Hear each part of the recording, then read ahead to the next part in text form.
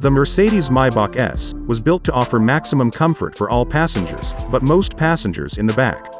The twin-turbo 4.0-liter V8 doesn't put out as much power as the AMG model, but combined with EQ boost it makes a lot of low grunt, which is perfect for a luxury car.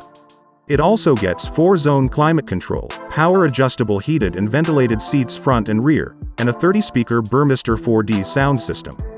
The car has 15 airbags and systems such as active blind spot monitoring and adaptive cruise control will help prevent accidents from occurring. While the exterior may not have too many unique points compared to the S-Klasse, let your driver electronically open one of the large rear doors of the Maybach via the infotainment touchscreen and you'll find something far more grand and fit for your loved ones. Height. The S580 includes an almost mandatory $6,000 executive rear seat package. Bench with 2 reclining seats and center console with folding table, in addition to heated and refrigerated cup holders.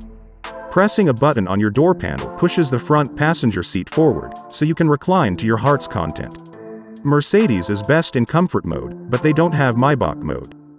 Flip the switch and the suspension turns into a cloud-filled cushion that barely feels speed bumps, but pockmarked roads are highway expansion joints. You've probably been in a Lexus LS or even a Rolls-Royce Ghost. If smooth rides are your top priority, and that's probably because of who gets to do important work when they bounce, then you're going to love the pedal's articulation. The S580's 4.0-liter twin-turbo V8 engine produces 496 horsepower and 516 pound-feet of torque, sent via a 9-speed automatic transmission to all 4 wheels.